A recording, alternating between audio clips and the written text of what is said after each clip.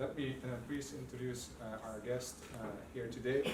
Kehinde Andrews is Professor of Black Studies at Birmingham City University. His latest book, The Psychosis of Whiteness, will be published in 23 by Penguin Allen Lane. He has also written The New Age of Empire, How Racism and Colonialism Still Rule the World. In 21, Black to Black, Retelling Black Radicalism for the 21st Century in 18, and Resisting Racism, Race Inequality, and the Black Supplementary School Movement in 2013. He is the editor of Blackness in Britain book series with Bloomsbury, and he has written opinion pieces for outlets including The Guardian, The Independent, Washington Post, and CNN, and regularly appears on TV, podcasts, and radio. And he's advisor on a number of corporations on questions of equality and diversity, and is an international keynote speaker.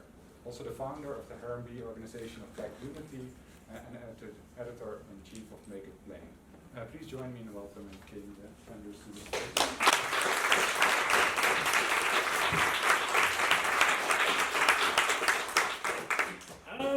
Hello. I'll try again. Hello.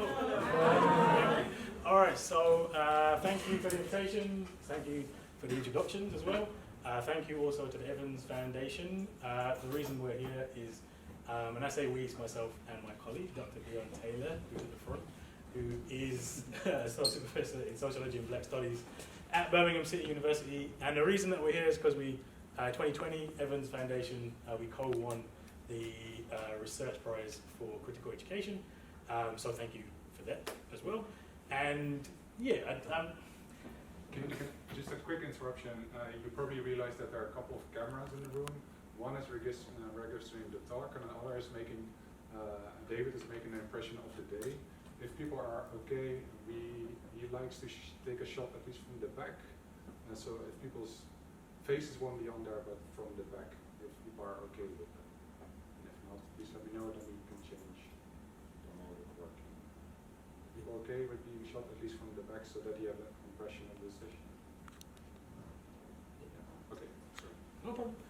Yeah, so I'm going to talk for a bit about black studies, but I think it's probably useful to start, especially coming to Europe, some things, and I know Britain is technically in Europe, but it's not really, right? So some things don't translate as well.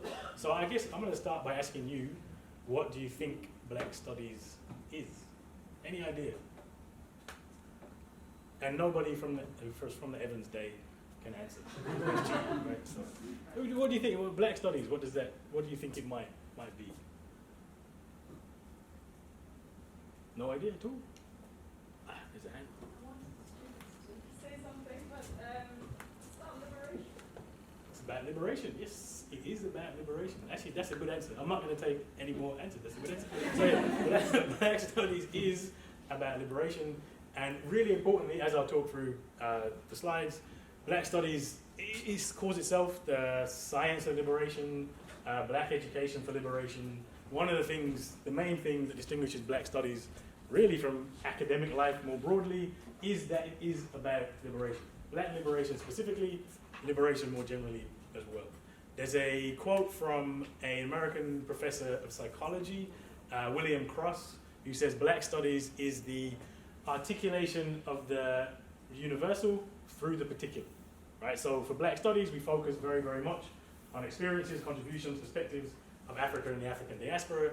But in doing so, it's a way of seeing the world which is completely different, right? Changes how we see the world, changes how we understand things. For instance, my next book will come out soon. It's called The Psychosis of Whiteness, right? And it's very much a black studies book, even though it's all about whiteness. Right? Because there's different ways you see the world when you look through that lens, if that makes sense. All right, so I wanted to start though by saying black studies is not just me. I talk about black studies a lot. I am the only professor of black studies in Europe, right? But black studies is much, much, much more than me. As I said, my colleague, Dr. Dion Taylor, is probably more important to black studies than me at this point, is here with us. We have six members of staff in the university who teach black studies. This gives you some idea also of the range of what black studies is. Black studies isn't really a discipline. It doesn't really fit within the box of university disciplines, which is actually quite an important philosophical point. It kind of cuts across lots and lots of different things. So, as me, my work is predominantly politics, radical politics. Black radical politics is effectively what I do, right? Then we have Dr. Dion Taylor. Do you want to say what? Because I don't want to tell people. Dion doesn't want to say. Dion doesn't want to say what Dion does. But Dion's PhD was culture studies, media images, in music of and how they impact young black women and identity, right? Also does a lot of work on what we call equality, diversity, and inclusion. A lot of work on student participation in university, etc., etc. Am I paraphrasing this correctly? I don't know. Yeah? Okay. Dion's saying it's okay. We have Dr. Tony Talbot, who is a historian, kind of a traditional historian of African diaspora. A couple of PhD students, former PhD students, Dr. Kehinde Andrews, who's now a lecturer in sociology and black studies. Her title gives away some of this. Black studies came from our sociology grouping and then turned into black studies. And Kehinde does media representation, black queer theory as well. And then Shay Fife, who's my PhD student who's about to finish, also politics, sociology of liberation, etc., etc. And then Dr. Martin Glynn, who is in criminology, does black criminology effectively. So this gives you an idea of some of the range of the things that we do. I would also say black studies is more than us. Black studies is a movement that started in the UK, in the universities in 2013, has a much longer history, which I will get into in the talk. But yeah, black studies at Birmingham City University, that's the crew. The crew? I would say gang, but that has a connotation. Dion's shaking it at that joke. All right, so some of the things that we do to give you an idea. So we have, it's the undergraduate course, Black Studies. That was the first one we launched in 2017. We now also have Black Studies in Criminal Justice, it should say. We now also have an MA. Dion is the course director of the master's program in Black Studies. And again, with Black Studies, we try to give options to go do different things. So you can do criminology, law options, and then we also have PhDs. So we've had PhDs, which actually technically aren't Black Studies, are PhDs.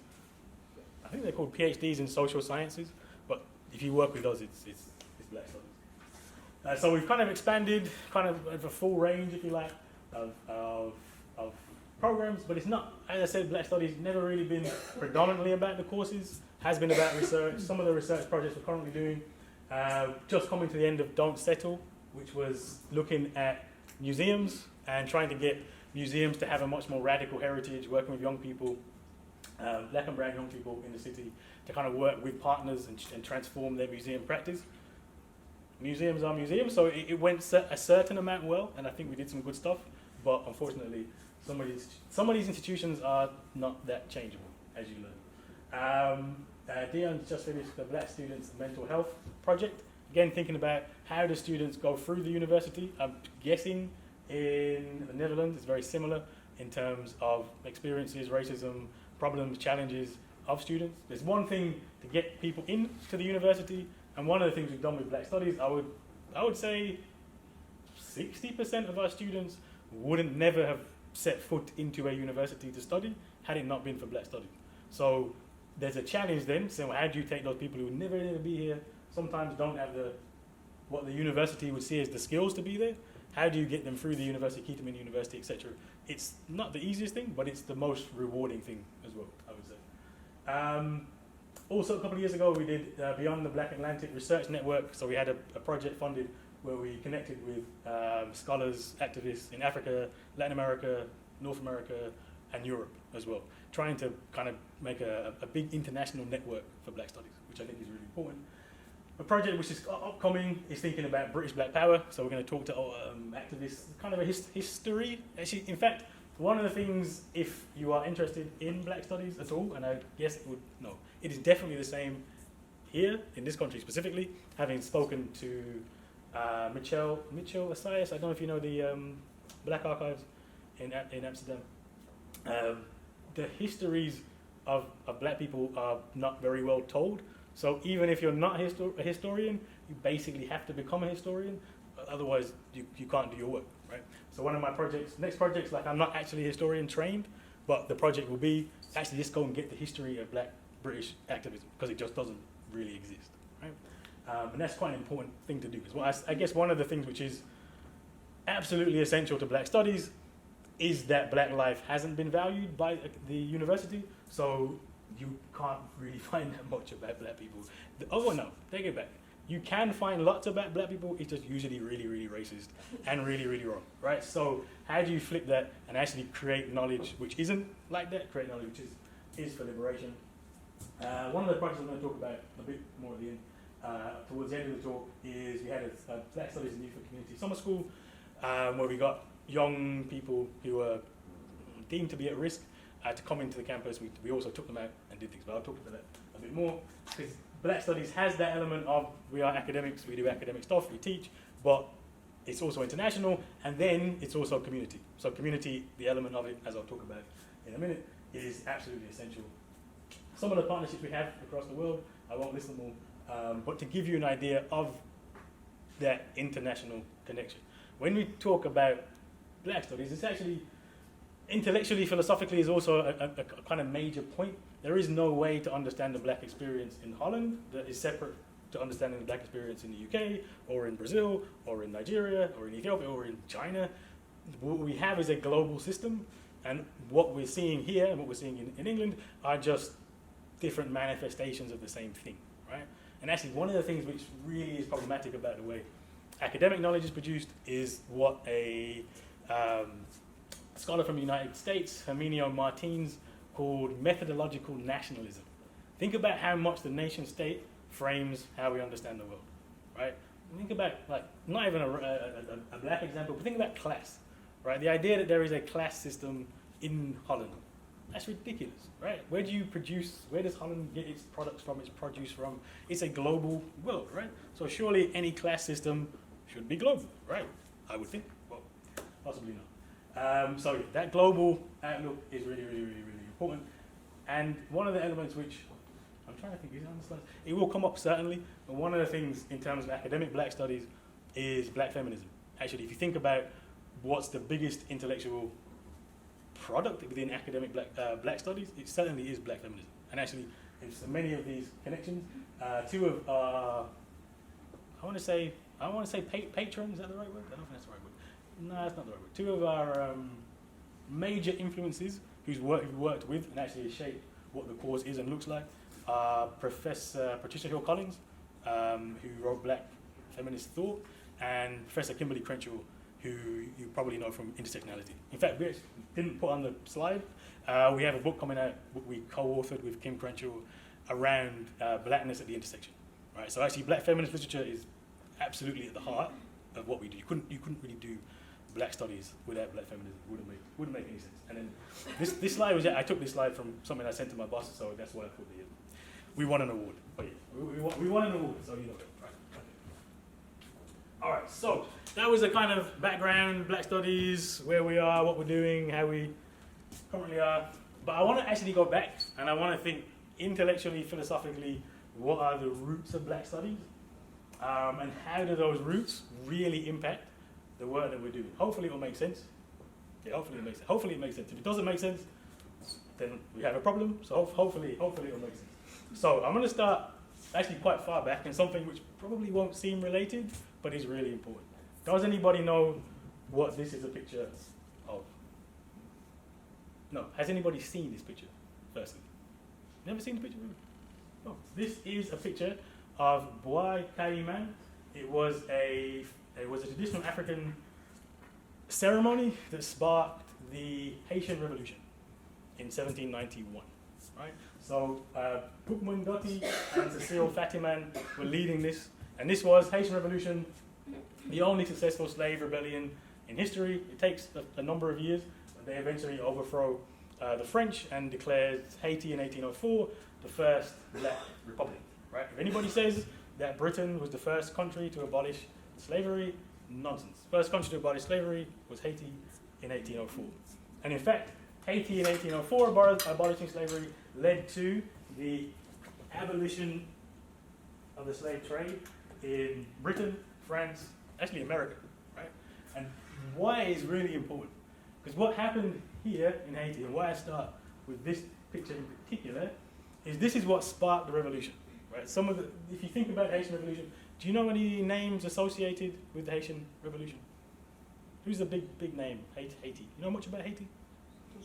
Toussaint Louverture, if you know much about it, is usually the person who's named with the revolution. However, Toussaint neither started the revolution nor ended the revolution, actually, interestingly. Toussaint, at this point, was a free African and actually owned slaves, right? This is what Haiti was like, right? And part of the thing that took the revolution so long is the first people to revolt were the people on the plantations, and the people like Toussaint, who was free, they weren't really sure, right? They were like, well, let's wait and see. Well, let's see what happens. And then eventually it spread, and all the people came together and said, okay, look, we have to get rid of it. We haven't got a choice, right? Which is quite important philosophically, particularly for the university, because it tells us, where does liberation come from? It comes from below. And I promise you, academics, we are not below, right? We experience racism. Don't get me wrong, I can give you lots of tales about racism as a professor. In fact, I probably got more racism at work after I was promoted than before, right? So I'm not saying we don't experience racism, but also, I'm well off economically, protected from certain things. It's not the bottom, right? You're not going to get revolution from academics. Not going to happen, right? You are going to get revolution from the grassroots. And this is kind of one of the main stories of Haiti, right? It's the grassroots that build it, and then people join afterwards. Yeah. Other thing that's really important philosophically from Haiti is why is it that Haiti revolted rather than somewhere like Jamaica? For example, my family's predominantly from Jamaica. Had lots of rebellions. There was lots of rebellions across everywhere. There was slavery, there was rebellions, but none of them took off like Haiti. The explanation that's often given, and the reason why Britain and France and America quickly started to get rid of the slave trade, and this is important, the slave trade, not slavery, so stopped importing Africans. So for example, in Britain, we celebrated the abolition of the slave trade in 1807. So 2007, there were these big celebrations, slavery, and they basically reported it as though slavery had been abolished. Actually, the 200th anniversary of slavery being abolished in the United Kingdom and colonies is not until 2038. Right? It's 31 years later from the abolition of the slave trade to the abolition of slavery itself. Right? So the practice carried on. So you have to wonder, why did they abolish the trade and not the actual thing? Which tells you it wasn't about morals, it wasn't because they thought it was wrong, it was because they were terrified. The explanation given often for Haiti is that the way that French slavery worked was slightly different to British slavery. The British and the Americans took the view that you could breed, we could be bred into slavery, effectively, right? And so they worked us and they worked us to death often, but they always were thinking about how do you replenish. France didn't do that. France is basically, Africans are so cheap, we don't need to worry about breeding them. They just work off, die, and then we'll just get new slaves, right? So there were, in Haiti at the revolution, about 60% of those who were enslaved were actually born in Africa. They were born free. And you compare that to the British colonies, the majority of them were born into slavery, right? And so the argument becomes very quickly, we don't want Africans. Africans are dangerous. They're born free, they've got too many skills, and at this point in time, there's also a civil war in Congo, and they're not just importing Africans, they're importing Africans who are warriors. And they're saying, look, we're going to burn this place down, right? So the trade stops because they're terrified of Africans, which again, I want to principally pick this out because it's telling us there's something about the knowledge, the experience, that experience of being born free, intellectually, which was absolutely at the heart of the revolution, which is why I picked this as the picture, because this is the spirit of Black Studies. This is Black Studies knowledge. This is, we call it voodoo now, which we have been told is backwards, black magic, be afraid, be scared. But actually it's a traditional knowledge system of liberation, and it is this traditional knowledge system of liberation which is absolutely essential to the success of the Haitian Revolution. So we're thinking about Black Studies and thinking about liberation, it's these kind of examples we're talking about, right? And this is again an African epistemology from, not I want to say from below, from a different perspective, right? those people who were born into slavery, this isn't 100% true, but there was a process of breaking us in, right? And you think about what is education, you think of what is schooling, I typically tend to say schooling rather than education, there's different things. Think about what schooling is, what you are taught, what you learn. The whole point of that is to break you into the system, to get you to think that this is the way it should be, and this is the only way that it can be, and then we reproduce and reproduce and reproduce. Haiti's telling us, look, we want to move away from that and have a different epistemology, a different knowledge, a different claim, a different lens of liberation, and that's essential to how you go forward. So effectively with Black Studies, we find this moment is a really, really, really, really important moment, and also philosophically in terms of blackness itself, right? In Haiti, they declare themselves a black republic, a Negro republic, and they use that word specifically, right? Because they're saying, yes, we're African, but it's not just those who were born in Africa who start the revolution. There's also those who were born into slavery. There's also those who were free, like Toussaint. There's also a massive mixed race population who had been given privileges under the previous regime. There's a whole different range of black people. And they come to this term black and say, actually, you know, this is the thing which connects us, which unites us. And without that unity around blackness, the revolution doesn't work. It doesn't work just with the grassroots. It couldn't work just with the free blacks. It couldn't work just with the mixed caste. It had to work with all of them. And that was the key. That's what took the revolution 13 years to work. And when everybody came together, then they were able to break up the system. Again, really important philosophically for Black Studies. In fact, I could have given you the whole talk off this one slide, but I'm gonna move on. All right. So thinking about that, and I start there to give that context. And the other context I always like to give with Black Studies is that Black Studies is new in the university in Europe, but it is not new in Europe, and it's certainly not new in the United Kingdom, right? So the roots of Black Studies are not the roots of traditional academics. So when I talk, I usually say this, my intellectual hero, my intellectual inspiration is Malcolm X. Malcolm X is the most important scholar for me of the 20th century. Not the most important activist, the most important scholar, right? Marx, Durkheim, Weber, Malcolm X, right? Honestly, you don't want to, if you want to understand race, if you want to understand how race works in society, you should start with Malcolm, honestly. And don't even start with me, start with Malcolm. I say start with Malcolm is where you should start. And this is important because it tells you the roots of the knowledge are very, very, very, very different, right? This is one thing that hugely distinguishes Black Studies from other things. So when we started Black Studies, for instance, there was some pushback saying, well, isn't it just African studies or isn't it just Caribbean studies? No. African and Caribbean studies roots are deeply colonial. I mean, I went to one Caribbean studies conference and never been back. Like the level of colonization of the discourse, the idea that they come from, those courses come from colonialism. That's their root. And there's some great work being done in African studies and Caribbean studies, don't get me wrong. But the root of it is still the root of it. Black Studies is a different route. It is activism, it is Haiti, and it is this is a random selection of books that I took from my mum's house when I left. So I have a lot of books at home, but I just took them from my mum's house when I left. And one of the things with Black Studies off campus, if you think about nowadays, we take for granted that you can just go and get any book. Any of these books, I promise you can go and buy, and they'll come to your house tomorrow. Like you're going to sit here, go to Amazon, they'll turn up. 1950s, 1960s, 1970s, 1980s, even into the 2000s, not the case, right? This archive of knowledge had to be built up by people in the community. So my mum and dad were part of the British Black Power, and they started bookshops.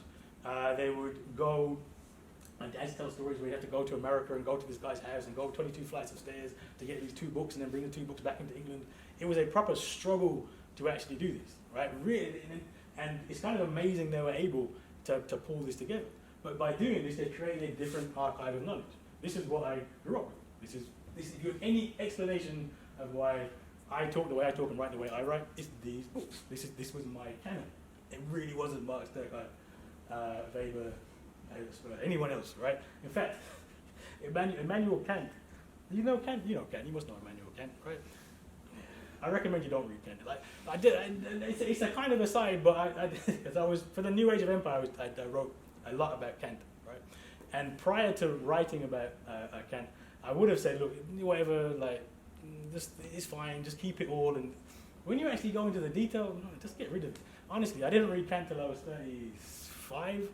I'm better for it. You're actually better for not reading some of this stuff. It's so much nonsense in your brain.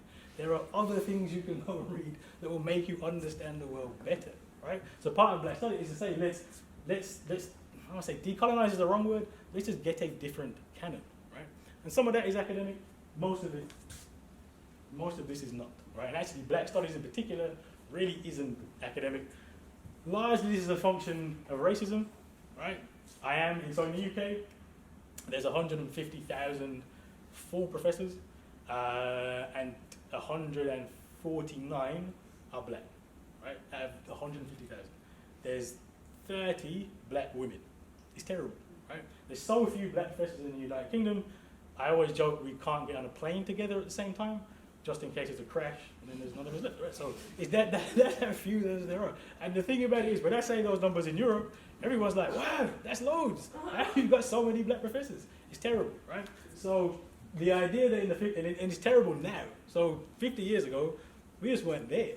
So if you go into the academic canon to find about black people, forget about it. None of us, right?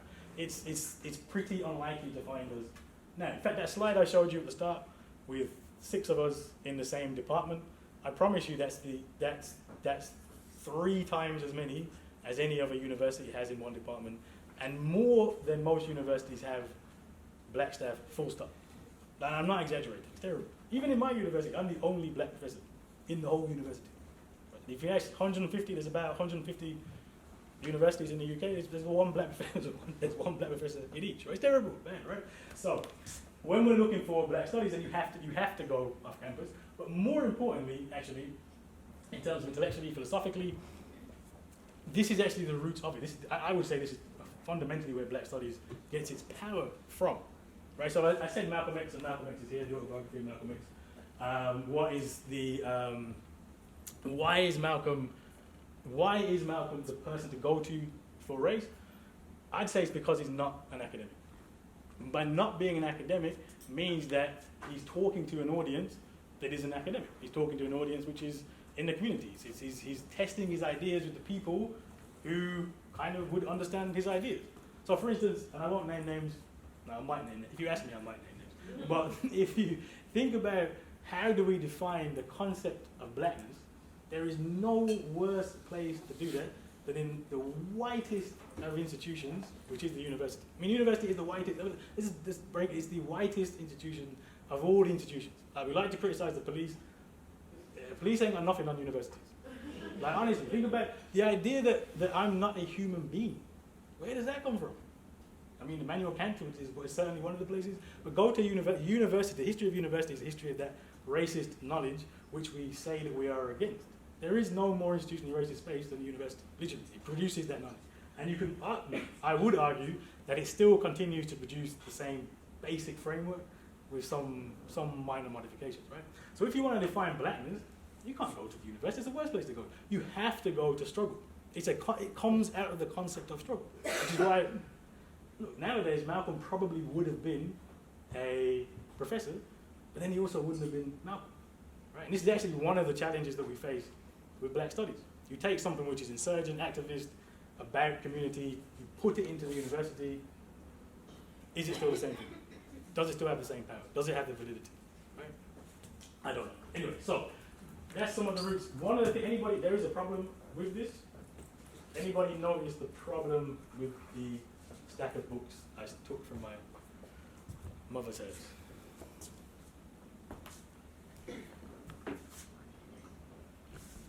Think about the authors. What do they all have in common? They all influence, yeah. And other than Maya Angelou, they're all men. Yeah, right? So this archive of knowledge isn't perfect. There's problems, there's huge problems with this archive of knowledge as well, right? One, too American, half these books, even actually, don't get me started on the autobiography of Malcolm X, problematic in many, many, many ways. But you still have, this is not to argue that black studies, the history of it, the canon of it is perfect. It really isn't, right? One of the things that it's done is historically write women almost exclusively out, right? And one of the benefits actually of being in universities is that is actually changing, right? So not that, and part of this is in redoing the redoing the history of black intellectual output is actually to write women back in, right? So for instance, this book, The Philosophy and Opinions of Marcus Garvey, you know Marcus Garvey? Marcus Garvey was the joint founder of the Universal Negro Improvement Association, the largest black organization ever existed, between 2 million and 8 million members in 1923 across 50 countries. It's a huge organization, right?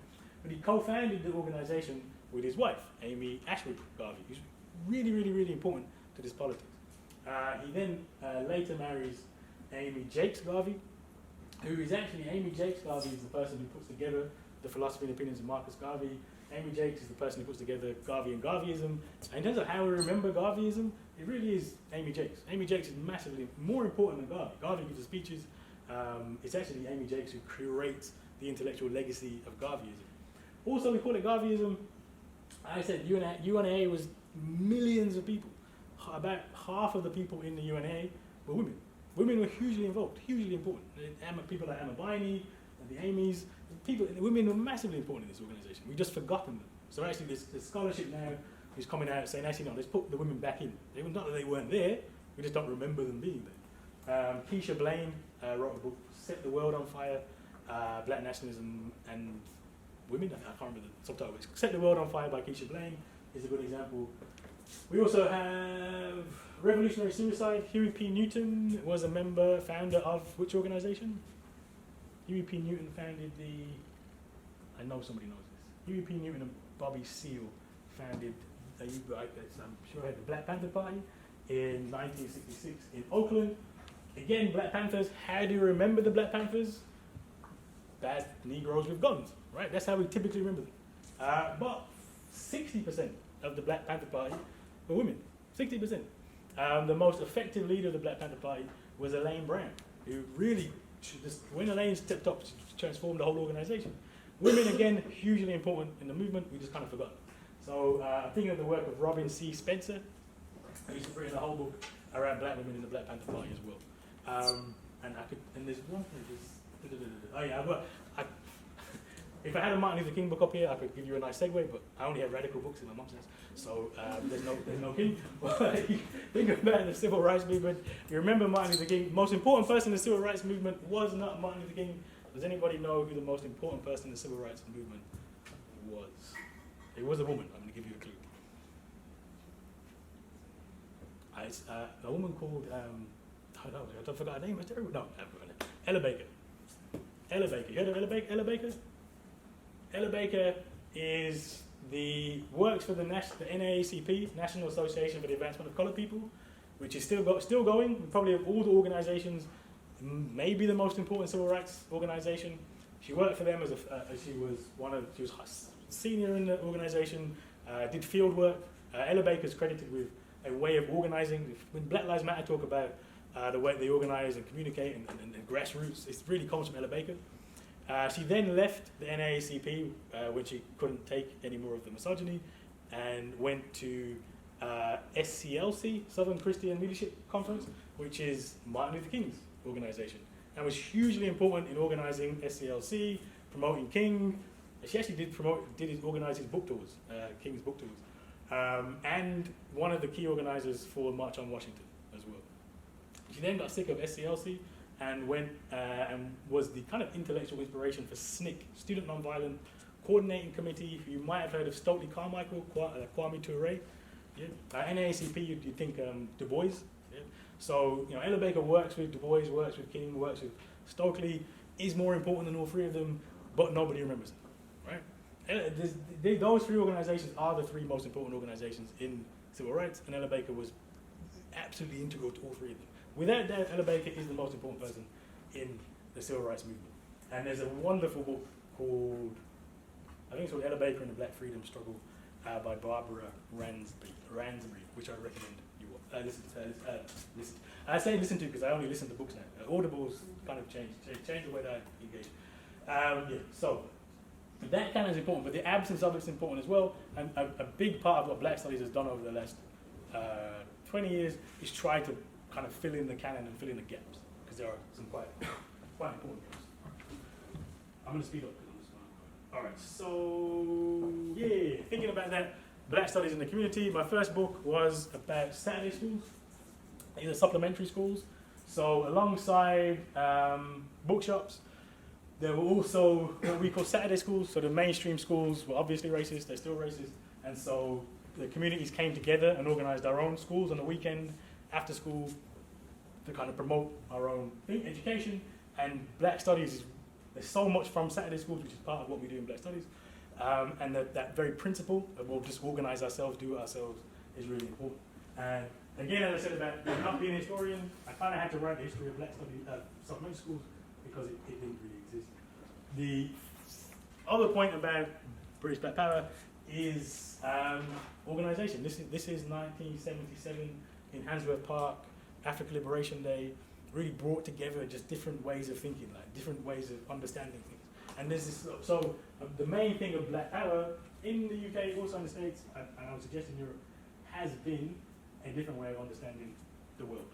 And what you see in America, this is San Francisco State College in '69, the first Black Studies program. You're seeing the same thing is essentially happening, right? Where students, what happens in America is Black students start going to white universities for the first time. And when they get there, they just see racism. And they're like, what the hell is this?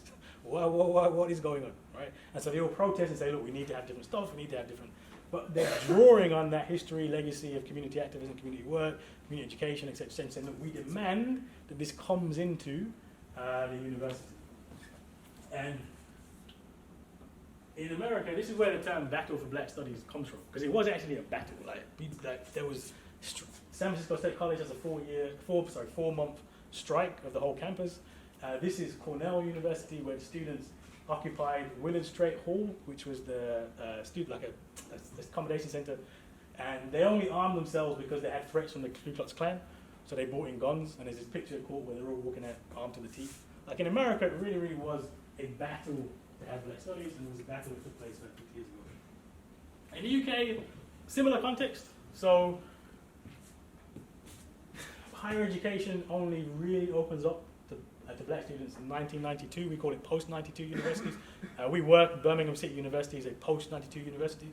So what they did when they opened up the universities was they left the white universities white, and they're still white, and they just created a whole load of new universities, and that's where all the diversity went, and still is, actually.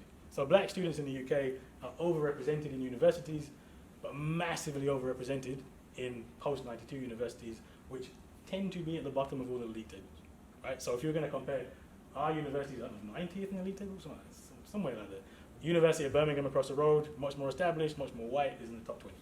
Right? And actually, if you look at the league tables of universities, it's the white ones at the top, it's the black and brown ones at the bottom. Right? It's the most racist system you'll ever see, but no one ever talks about it. Right? So what happened, and interestingly, the calls to decolonize the university and to why is my curriculum white, they come from the white universities. It's very similar to the States. Black and brown students going to these white places and going, what the hell's going on?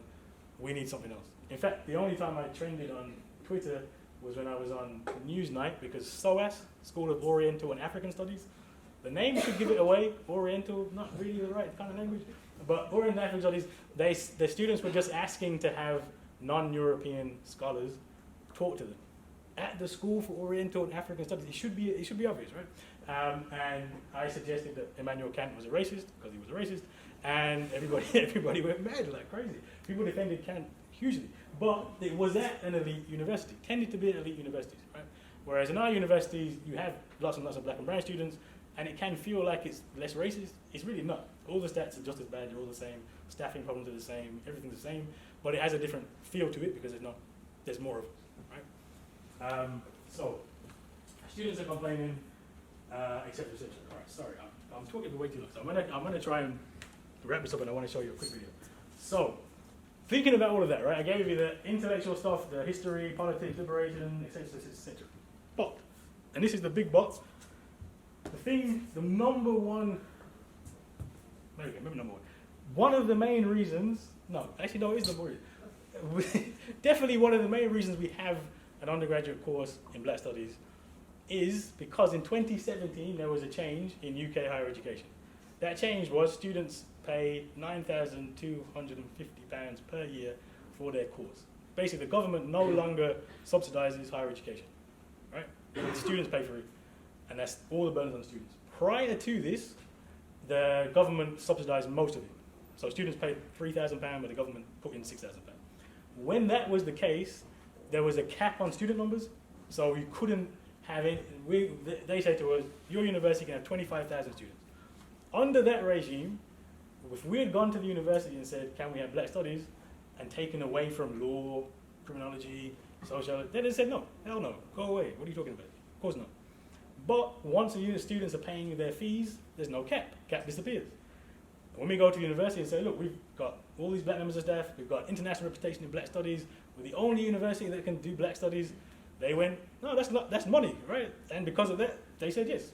So I absolutely guarantee you, without that change, if students were not paying £9,000 a year for their course, there would be no Black Studies, which should give us pause, I think, right?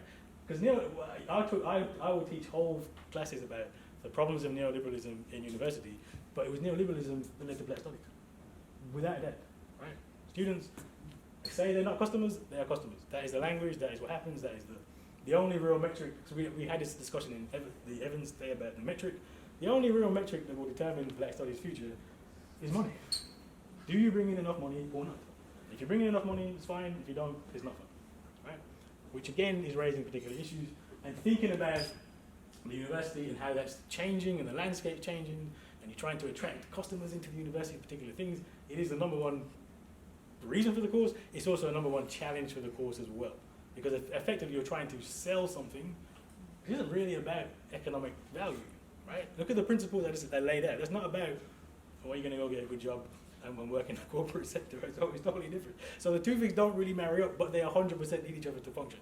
And it creates this whole tension around the course, the future of it, etc., which we can navigate. I don't want to say it's all.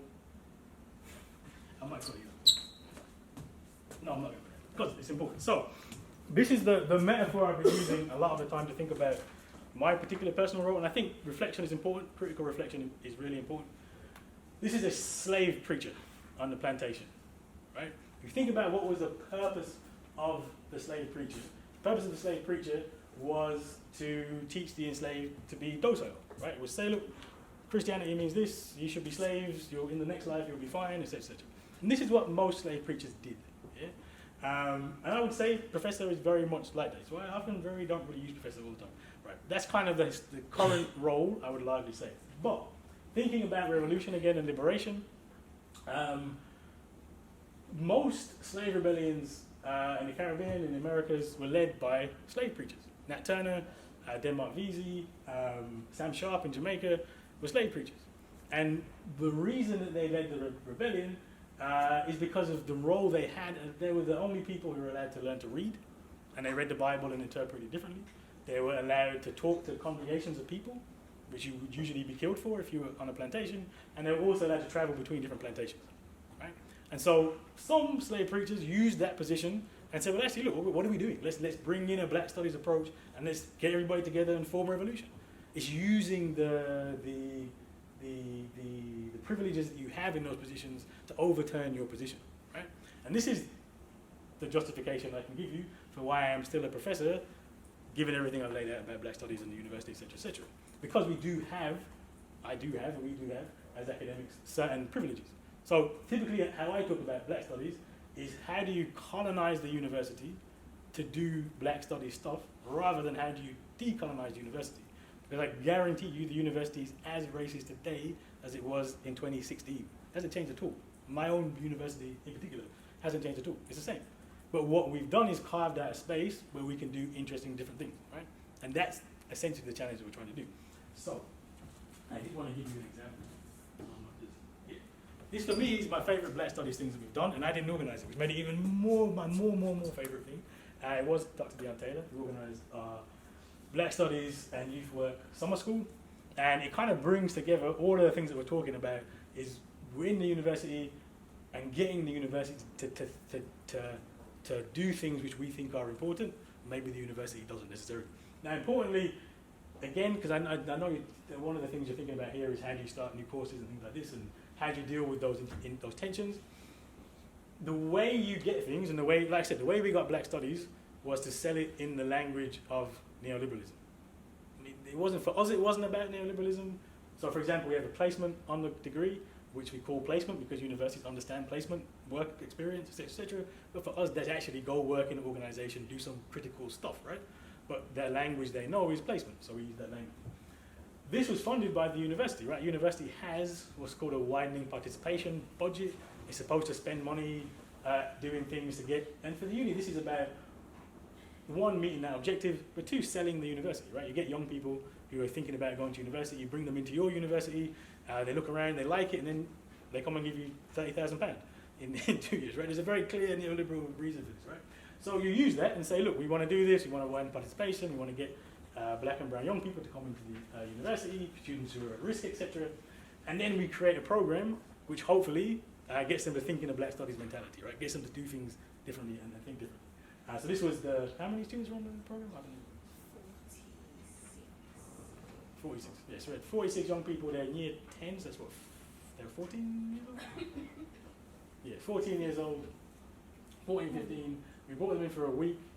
We just did a variety of different things. I'm going to play the video. I'm going to talk through it, and then give you an example.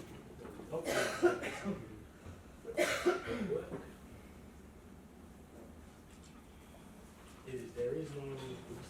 It doesn't actually matter the sound, because the sound is most of the video. Where the sound is. Yeah, it doesn't, to be fair, there's not a lot of sound, so I'm going to narrate it. So I'll just play it and then talk about it, because the sound is mostly just music in the background. So we took the students, we got them to come in, we had our students, Black Studies students, facilitate with them and talk about the different topics. What were some of the topics they talked about in the when they started off the day talking about? Like debates. Yeah. So it's different debates. Yeah, different debates, thinking about racism, etc. We took them to Cadbury World. I don't know if anybody knows Cadbury World. This is a perfect example of neo-colonialism. It's a tour that you can do around a chocolate factory, and it's in Birmingham, one of these big things. And we went and we took them, we showed them the tour, but I gave them the neo-colonial tour of Cadbury World, right? Because it's perfect. They have all of this on display: the history of racism and the way that chocolate's produced, etc. It was a wonderful way to talk about what's happening today. We got them to go into the library, see some of the books. One of the things we've done in the library is to have Black Studies collection of books, so to share the different ideas with them and thoughts with them. They could then apply that into how they were discussing and thinking about doing the course. We also then said we should have a trip. A lot of the students haven't left, right? They haven't had the opportunity to go out of the city. So we took them down to London, showed them the Black Cultural Archives, which is the only Black archive, really, not the only, but one of the only specifically really focused on just the Black archive in the UK. We also showed them around Brixton, historical part of London, talked about things like gentrification, actually, had one of the elders come and show them what's happening and the changes and how they can relate to their lives. The whole time we're doing this, we taught them how to do ethnography. So they're reflecting, they kept a diary the whole time, reflected on their experiences, what have you seen, etc. This is one of the students writing in the journal, and that's outside the BCA. Also had a bit of fun, so they went to see. Might be a little bit stereotypical to go to Nando's, but they enjoyed it, right? And then we took them to see The Lion King, right? The big spectacular Lion King show in central London. This was also learning though, because remember they were in Brixton earlier, and then we take them to central London to see that difference, and actually that difference is hugely important. But also some of it's just about having a good time as well. And then they had to do presentations. So at the end of the week there was a presentation where they brought together. This is underrated. Dion deserves praise for getting a decolonised buffet. I always wanted chicken wings at the university, and Dion made it. But no, they did these presentations. I swear to God, these presentations almost made me cry. Some of them were so good, the way these 14-year-olds were producing work which are better than our second years. Honestly, the way they've done it, put it together. There's they made a couple of them made like YouTube, the whole videos about everything and Black Studies, and the work they produce. And this is what we always have said in the course: if people are engaged in what they're studying, the work will be good. these are kids who they were looking down, university looked at, they invited them because they're looking down on them. We want to widen participation, get students who wouldn't usually come to university, and their work was frankly amazing. And then they had an award show.